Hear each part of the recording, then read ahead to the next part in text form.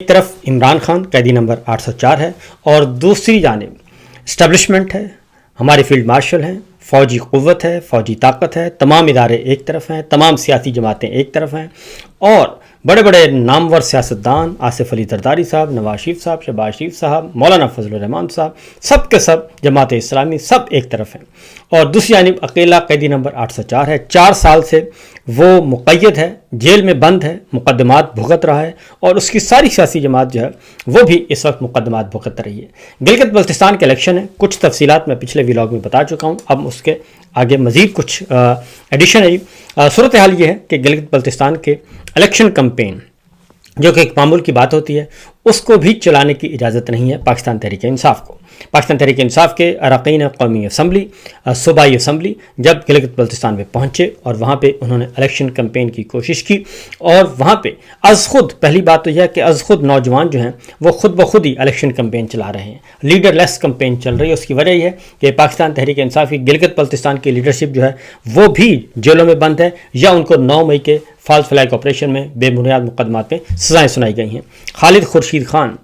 جو وزیر اعلیٰ تھے ان کو بھی برطرف کر دیا گیا تھا تحریک عدم اعتماد کے ذریعے، رجیم چینج آپریشن کا وہ بھی ایک حصہ تھے، اور وہ بھی روپوش ہیں، اور ان کی والدہ الیکشن لڑ رہی ہیں، اور ان کے جو ٹکٹ ہولڈرز ہیں پارٹی کے وہ الیکشن لڑ رہے ہیں، لیکن الیکشن کمپین چلانے کی اجازت نہیں دی جا رہی، انتخابی نشان الاٹ نہیں کیا گیا، اسی طریقے سے جیسے 8 فروری 2024 کے انتخابات میں بندر بانٹ کی گئی تھی اور سینکڑوں انتخابی نشان الاٹ کر دیے گئے تھے، اب بھی وہی کام کیا جا رہا ہے۔ وہ ایک آزاد امیدوار کی حیثیت سے الیکشن لڑ رہے ہیں، لیکن ووٹر سپورٹر جو ہے گلگت بلتستان کے عوام، وہ تلاش کر کے وہ اپنے پی ٹی آئی کے امیدواروں کو تلاش کر کے ان کی کمپین چلا رہے ہیں۔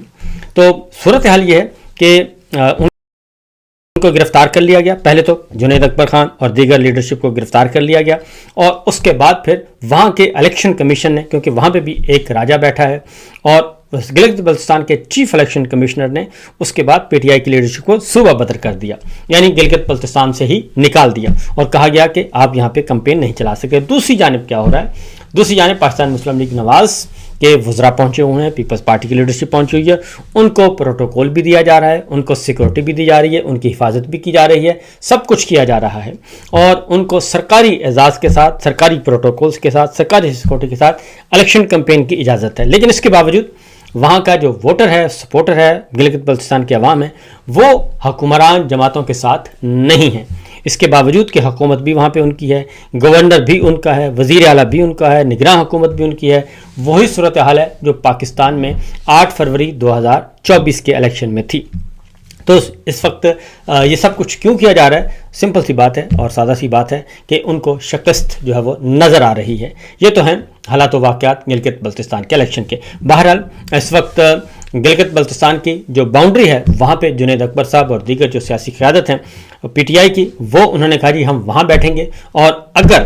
ہمیں الیکشن کمپین سے روکا گیا ہے تو پھر باقی سیاسی جماعتوں کو بھی روکا جائے، اور نون لیگ کی لیڈرشپ کو بھی روکا جائے، پیپلز پارٹی کی لیڈرشپ کو بھی روکا جائے۔ اگر ان کو نہیں روکا جاتا تو پھر ہم بھی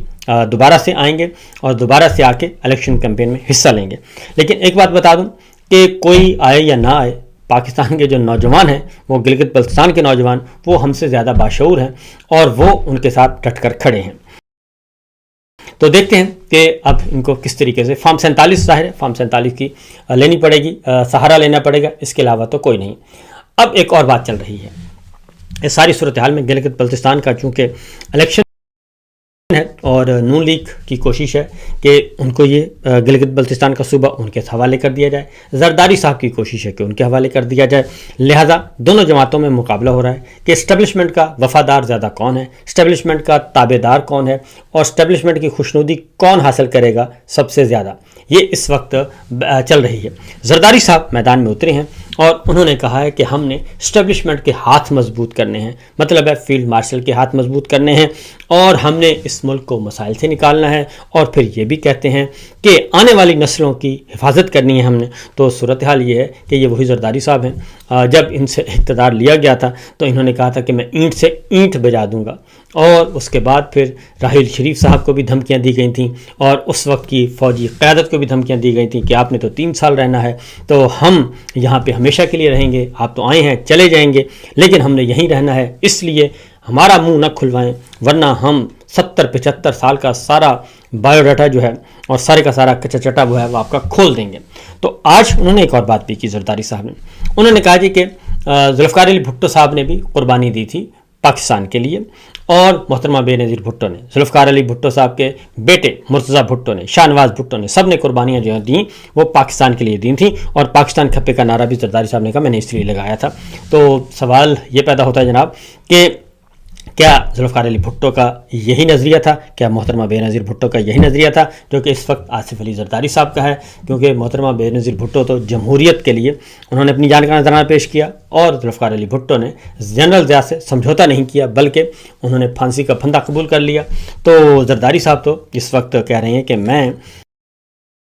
اسٹیبلشمنٹ کے ساتھ کھڑا ہوں، تو یہ اسٹیبلشمنٹ کے ساتھ صرف اس حد تک کھڑے ہیں کیونکہ گلگت بلتستان کا نمبر 1 الیکشن ہے، وہاں کے لیے تگ و دو کر رہے ہیں کہ کسی بھی طریقے سے خوشنودی حاصل کر کے، چاپلوسی کر کے گلگت بلتستان ہمیں مل جائے، اور دوسری جانب اگلا جو ہے معاملہ وہ ہے ایوان صدر خالی کروائے جانے کا، کیونکہ اینٹ سے اینٹ بجانے کے سفر سے لے کے اور آج آ گئے ہیں کہ ہم نے اسٹیبلشمنٹ کے ہاتھ مضبوط کرنے ہیں، کیونکہ ان کو خطرہ موجود ہے کہ ایوان صدر خالی کروا لیا جائے گا، اور اگر ایوان صدر خالی کروایا جاتا ہے اور صدر جنرل عاصم منیر صاحب تشریف لے آتے ہیں تو پھر پیپلز پارٹی کو کیا ملے گا؟ تو بہرحال یہ ایک گیم ہے، کھیل ہے، اندر خانے چل رہا ہے۔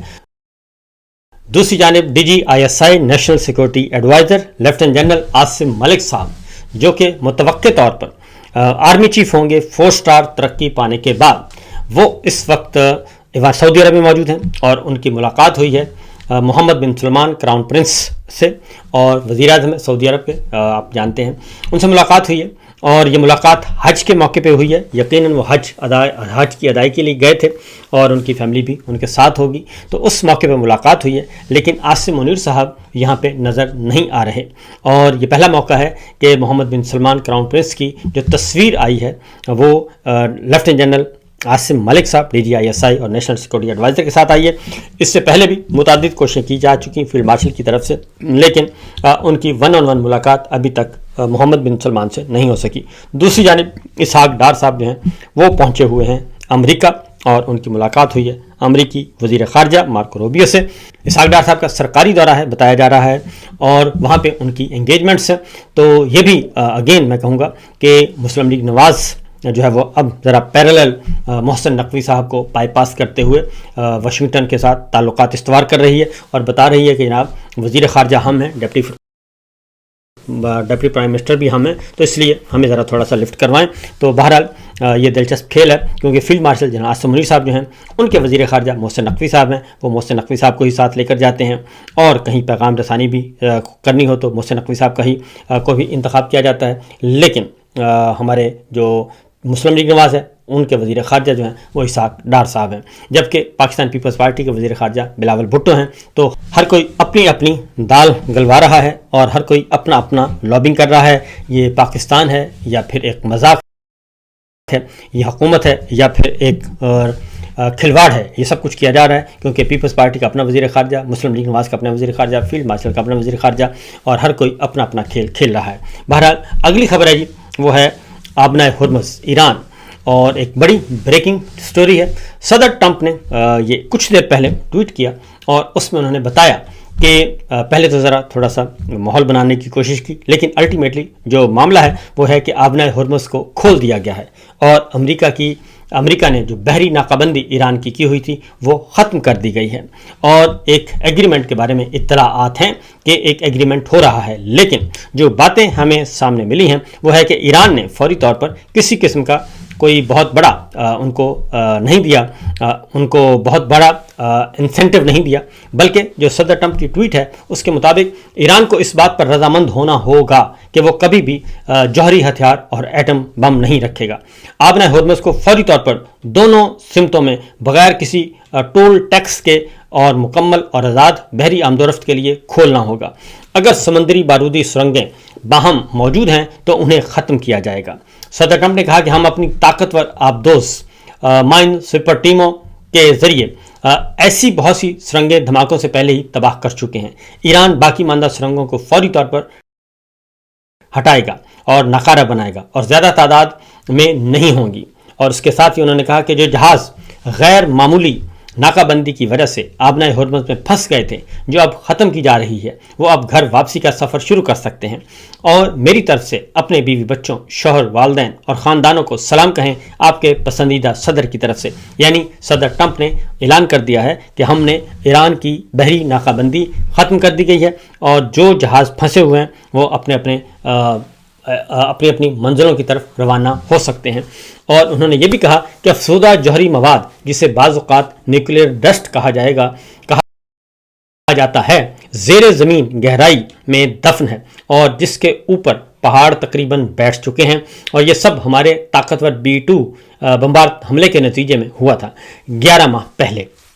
और अब इसे अमेरिका निकालेगा, क्योंकि मुत्तफ़िक़ा तौर पर यही वाहिद मुल्क है जिसके पास इस काम को अंजाम देने की तकनीकी सलाहियत मौजूद है। और ये सब ईरान के साथ मुकम्मल हम आहंगी से किया जाएगा। अब यहाँ पे 2-3 बातें हैं जो इस ट्वीट में, क्योंकि ज़ाहिर है सदर ट्रंप जो हासिल करना चाहते थे, आई थिंक ईरान ने वो नहीं दिया, क्योंकि सदर ट्रंप चाहते थे कि यूरेनियम फिलफौर उनके हवाले किया जाए, तो ईरान ने यूरेनियम उनके हवाले नहीं किया। और उसका फिर बयानिया ये बनाया जा रहा है कि वो यूरेनियम जो है वो पहाड़ों के नीचे दब गया है। जो अमेरिका ने हमले किए थे उसके नतीजे में पहाड़ों के नीचे दब गया है, उसको फिर बाद में निकाला जाएगा। और फौरी तौर पर ईरान ने अपना यूरेनियम, जो कि एनरिच्ड यूरेनियम है, वो देने से इनकार कर दिया और अमेरिका ने इस बात पर इत्तेफाक कर लिया है कि ठीक है, नहीं दिया जाता तो कोई बात नहीं। दूसरी जानिब आबनाए हुर्मुज़ पे जो टोल टैक्स लगाने का मामला था, वो भी कहा गया है कि उम्मीद है कि ईरान नहीं लगाएगा। तो अब आने वाला वक्त बताएगा कि ईरान लगाता है या नहीं लगाता, क्योंकि 60 दिन की जो बात की जा रही है, उन 60 दिनों में ईरान के जो मुंजमद असासे हैं वो उनको रेस्टोर करना है, डी फ्रीज़ करना है। अगर ईरान के मुंजमद असासे डी फ्रीज़ हो जाते हैं तो उससे भी काफ़ी फ़ायदा होगा ईरान को। और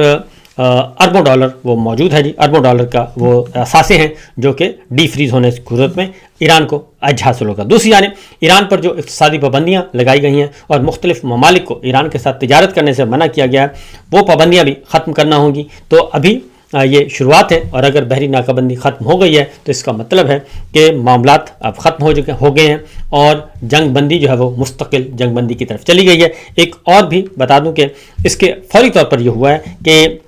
जो आलमी मंडियों में तेल की कीमतें कम होकर $88 पर बैरल तक आ गई हैं, तो